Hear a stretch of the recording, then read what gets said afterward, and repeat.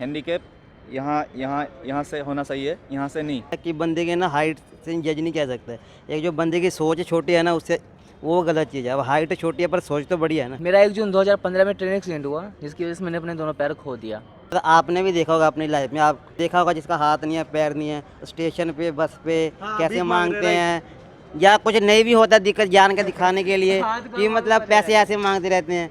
तो मतलब हम देख लो आपके सामने ही हैं।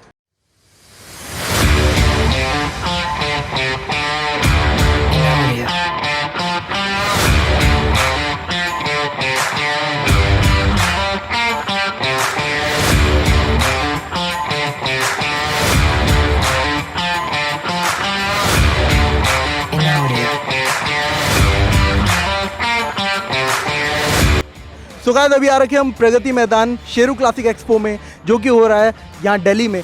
सो भाई आपका नाम क्या है? मेरा नाम देव मिश्रा है। स्टार कैटेगरी में आप compete करने वाले, राइट? सो आपका माइंडसेट क्या है? अभी अपने माइंडसेट के बारे में बताइए कि आपने करना क्या है यहाँ पे। यहाँ पे मैं आया हूँ तो कोई चीज़ हार या जीत के लिए नहीं, जो मिलेगा मुझे एक्सेप्ट है। बट इतने बड़े प्लेटफॉर्म पे अगर मैं खेल रहा हूँ तो मुझे लग रहा है कि मैं ओलंपिया जीत लिया हूँ। सिर्फ खेला नहीं हूँ, मैं जीत लिया ओलंपिया। इतना बड़ा प्लेटफॉर्म अगर मिला है ना, और ख़ासकर मैं शेरू पाजी को मैं शुक्रिया करता हूँ कि उन्होंने हम जैसे डिसेबल पर्सन को इतना बड़ा प्लेटफॉर्म देने के लिए रियलाइज़ किए, और हम जैसे डिसेबल पर्सन को बहुत सारे वो हेल्प भी करते हैं। तो thank you so much Sheru पाजी कि आपकी वजह से हमारे जैसे जितने भी डिसेबल पर्सन हैं वो अपने लाइफ में ग्रोथ कर रहे हैं। अच्छा, आपके अंदर कब ये मोटिवेशन है कि यार मेरे को कंपटीशन खेलना है, बॉडी बिल्डिंग करनी है? वरना मैंने देखा यार किसी का अगर उंगली भी कट जाती है ना, वो अपने आप को सोचता है यार मैं कुछ नहीं कर सकता ज़िंदगी में, पेन भी नहीं उठा सकता। आपने ऐसा क्या था आपके अंदर, ऐसी आग कैसे लगी, किसने लगाई ये आग, ये बताइए मुझे। मेरा 1 जून 2015 में ट्रेन एक्सीडेंट हुआ, जिसकी वजह से मैंने अपने दोनों पैर खो दिया। एक्सीडेंट होने के बाद बहुत सारे लोग होते हैं फोकट का एडवाइस देने लगते हैं कि अब तुम्हारे लाइफ में जो मेन हिस्सा है वो कट चुका है, अब तुम कुछ नहीं कर सकते, एक फैमिली पे बोझ बन के आराम ज़िंदगी भर पड़े रहोगे। तो उस टाइम मेरे पास वो रास्ता नहीं था, मैं क्या करूँगा। बट जब वो कहते हैं कि जब आप कुछ ठान लोगे ना तो आगे आपको रास्ता ज़रूर मिलेगा। तो मैं पहले फिटनेस का मैं ऐसे ही करता था, क्योंकि जब मेरा एक्सीडेंट हुआ तो फिटनेस की बहुत ज़्यादा ज़रूरत था। उसके बाद मैंने बॉडी बिल्डिंग को ज्वाइन किया, और उस टाइम मुझे पता नहीं था कि बॉडी बिल्डिंग होता क्या है। मतलब आपने जिम ज्वाइन किया और आपने वर्कआउट स्टार्ट किया? यस, उस टाइम मुझे पता नहीं था कि बॉडी बिल्डिंग होता क्या है, क्योंकि मुझे सिर्फ फिटनेस की ज़रूरत था। फिर वहाँ पे बहुत सारे ऐसे पर्सन मिले जो मुझे इंकरेज किए उस चीज़ को लेके कि अगर आप इसमें अच्छा बॉडी बनाते हो तो आप हज़ारों लोगों के लिए एक प्रेरणा, एक इंस्पायरिंग पर्सन बन सकते हैं। जो आपको देख के जो बहाना करते हैं ना कि मेरे लाइफ में ये प्रॉब्लम है, सुबह उठ नहीं सकता, मेरे लाइफ में टाइम नहीं है, तो वो भी उठ सकते हैं। तो मेरा मेन पर्पज़ ये है कि जो बहाना करते हैं ना, वो बहाना मत करो यार। बहाना से लाइफ नहीं चलेगी। अगर आपको फिट रहना है तो करना आपको ही पड़ेगा, ये मैंने खुद से सीखा है। तो आप अपने जैसे जितने भी लोग हैं जो कि हार मान चुके हैं अपनी ज़िंदगी से, उनको कैसे इंस्पायर करना चाहोगे? जो मेरे जैसे पर्सन है ना, वो कभी नहीं हार सकते हैं, ये मुझे उतना पता है।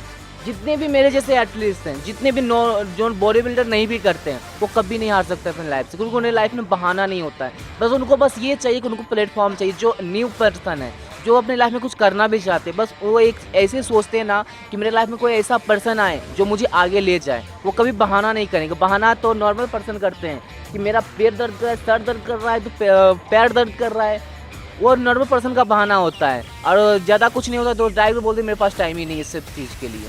तो उनको मैं बोलना चाहूँगा कि अगर आप फिटनेस लाइन को ज्वाइन करोगे ना, बॉडी बिल्डिंग खेलना ज़रूरी नहीं है। अगर आप फिटनेस लाइन ज्वाइन करोगे तो आप फिट रह सकते हो। आप फिट रहोगे तभी तो आप फैमिली को चला पाओगे। तो आपको फिट तो रहना पड़ेगा भाई। और भाई देखो, मैं आपको एक चीज़ बताऊं, भाई ना भीड़ में अलग लगेंगे। क्यों? क्योंकि भाई वो बॉडी बना रखी है उन्होंने, ठीक है। इनके जैसे और भी लोग हैं जो कि हार मान चुके हैं अपनी ज़िंदगी से, लाचार होकर घर पे बैठे। लेकिन बात और बोलना है कि जितने भी यहाँ पे एथलीट्स हैं, जितने भी बहुत सारे सिटी से आए, तो मैं उनको एक मैसेज देना चाहूँगा कि यहाँ पे आपको जीत मिले या हार मिले, उससे आप मत घबराओ, हार से मत डरो। क्योंकि हार को ना उसको चेंज करोगे ना तो उसमें आप कुछ सीख सकते हो। हार को उसको चेंज करके अपने दिल में लाओ कि वो हार नहीं, वो मेरे लिए बहुत बड़ी सीख है। और आप यहाँ पे अगर सीख लेके जाओगे तो आप बड़े स्टेज पे बहुत बड़ा परफॉर्मेंस करेंगे, और एक दिन जो आप चाहते हो वो चीज़ आप अचीव कर सकते हो। मेरे साथ है मेरे गणेश भाई जो सॉर्टेड बॉडी बिल्डर है, आप आइए। गणेश भाई का इंटरव्यू लेंगे। और ये है हमारे बड़े भाई विपुल। तो गणेश भाई आप कहाँ से आए हैं? ये मैं पंजाब से आया हूँ। पंजाब से आए हो? तो गणेश भाई आपको मतलब क्या प्रॉब्लम क्या है?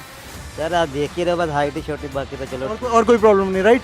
तो ये मोटिवेशन कहाँ से मिली आपको? क्योंकि जैसे मैंने देखा है बहुत लोग होते हैं जिनकी थोड़ी सी भी मतलब आपकी जैसे हाइट है, ठीक है, उनसे लंबे भी होंगे ना, उनको भी लोग नीचा दिखाते हैं, उनको बोलते हैं। तो आपकी ज़िंदगी में तो बहुत हुआ होगा ऐसा, तो आप उस चीज़ से कैसे बाउंस बैक किया आपने? मेरी पर्सनल सोच है कि बंदे के ना हाइट से जज नहीं किया सकते। एक जो बंदे की सोच छोटी है ना, उससे वो गलत चीज़ है। अब हाइट छोटी है पर सोच तो बड़ी है ना। बस बस ये होनी चाहिए। हाइट छोटी बट सोच बड़ी। अगर सोच बड़ी रखोगे तो आप कुछ भी लाइफ में कुछ भी बड़ा कर सकते हो। अगर छोटी सोच रखोगे तो कुछ कर ही नहीं सकते, चाह के भी नहीं कुछ कर सकते। तो इसलिए आपको किसी ने मोटिवेट किया? आपको कभी आप वर्कआउट आपने कैसे करना स्टार्ट किया? मोटिवेट तो चलो क्या, मतलब खुद को देख के इतना बड़ी मोटिवेशन है कि मैं आपको खुद को देख के मैं आपको देख के मैं कुछ करना चाहता हूँ लाइफ में, है ना। तो मेरे लिए सही है कि सब एथलीट को देखता हूँ मैं, वो भी हार्ड वर्क करते हैं। मेरे जैसे और भी फिजिकल चैलेंज है उनको भी देखता हूँ। एक भाई है या ये एक मेरे सूर्य मतलब फ्रेंड है जिनका एक हाथ नहीं है, तो काफ़ी अब ये भाई देख लो, तो मतलब अच्छा लगता है कि यार ये सब बंदे करे तो हम क्यों नहीं कर सकते। या हम कर सकते तो नॉर्मल बंदे क्यों नहीं कर सकते हैं, जिसके हाथ पैर सब कुछ नॉर्मल फिट है, वो बंदे जिम क्यों नहीं जाते भाई? जिम क्यों? हर बंदे के लिए जिम है। अगर मान लो अब पूरे दिन में हम खाना खाते हैं टीम में, वो एक लाइफस्टाइल है ना।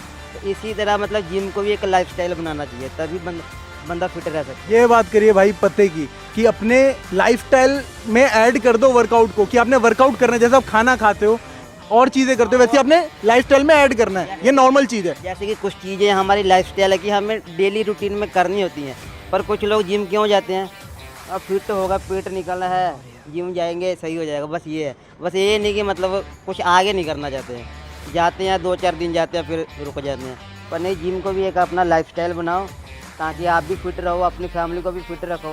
खुद फिट रहोगे तभी ना आपकी फैमिली खुश रहेगी। तो मेरे हिसाब से ना आज के टाइम में सबसे बड़ा इंसान वही है जिसकी बॉडी अच्छी है ना, तो वही सबसे मतलब सक्सेसफुल पर्सन है, क्योंकि जिम जाते हैं 100 बीमारियों से बचते हैं। Health is the real wealth, right? भाई आपका नाम क्या है? मेरा नाम दीपुल सेतिया है, मैं आसाम से हूँ। अच्छा, आपको क्या प्रॉब्लम है? आप भी स्टार कैटेगरी में खेलते हैं? हाँ जी। क्या प्रॉब्लम? मेरा लेफ्ट लेग पोलियो है, हाँ, छोटा है मेरा। अच्छा, एक बार दिखाना।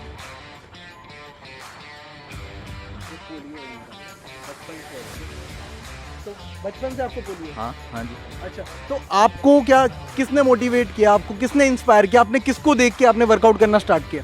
मैं मिस्टर वर्ल्ड और मिस्टर ओलंपिया आनंद सर जी से देखकर।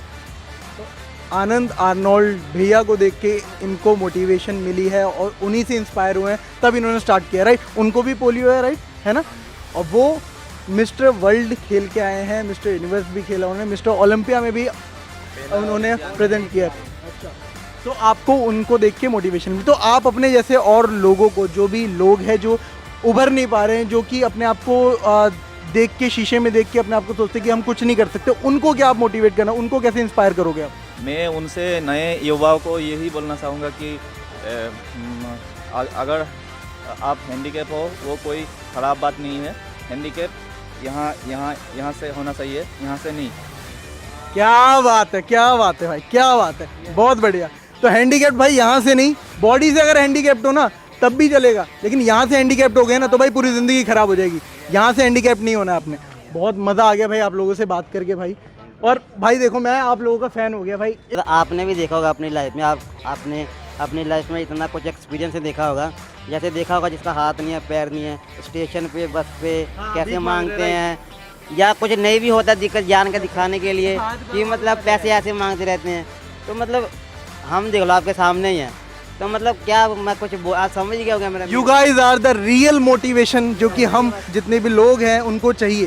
सो लाइफ में सीखेंगे, हारेंगे लेकिन हार नहीं मानेंगे, फिर भी सीखेंगे। तो भाई हार के बाद भी आपको जीत ही मिलेगी अगर आप सीख के जा रहे हैं तो। थैंक यू सो मच भाई अपना टाइम देने के लिए, बहुत मज़ा आया आप लोगों से बात करके। सर मैं भी आपसे एक बात कहना चाहता हूँ। सर पहले तो आपको मैं बहुत बहुत धन्यवाद करना चाहता हूँ कि आप हम जैसे मतलब बंदों को मीडिया के सामने दिखा रहे हो या लोगों के सामने। भाई हम जैसे मत बोलो प्लीज़, आप सबसे अलग हो और सबसे बेस्ट हो। कहने का मतलब कि आप हमको दिखा रहे हो कि लोगों की नज़र में कि हम भी हैं, तो आपका भी मतलब बहुत बहुत धन्यवाद कि आप बहुत अच्छा काम कर रहे हो। तो आप ऐसे ही हमारे जैसे और भी जितने एथलीट हैं ना सबको आगे लेके आओ, ये आपकी जिम्मेवारी है। और मेरा बोलना यही है कि भाई का चैनल को एक साथ बोलेंगे, एक साथ बोलेंगे, एक साथ बोलेंगे, ठीक है, एक साथ बोलना है। द फिटनेस टॉक शो को सब्सक्राइब करो। द फिटनेस शॉप को नहीं सब्सक्राइब नहीं, द फिटनेस टॉक शो को सब्सक्राइब। टॉक शो इधर देखिए, इधर देखिए, एक साथ, एक साथ, एक साथ, 1 2 3 गो। द फिटनेस टॉक शो को सब्सक्राइब करें, लाइक करें, शेयर करें और ऐसे लल्ले लोगों को भेजो जो बहाने मार के बैठे हैं, उनको बोलो उठ जाओ भगवान के नाम पे ना। उनको मत कोसो कि तूने मेरा नसीब ऐसा क्यों नहीं लिखा, क्योंकि वो भी वेट कर रहे हैं आप कब उठोगे।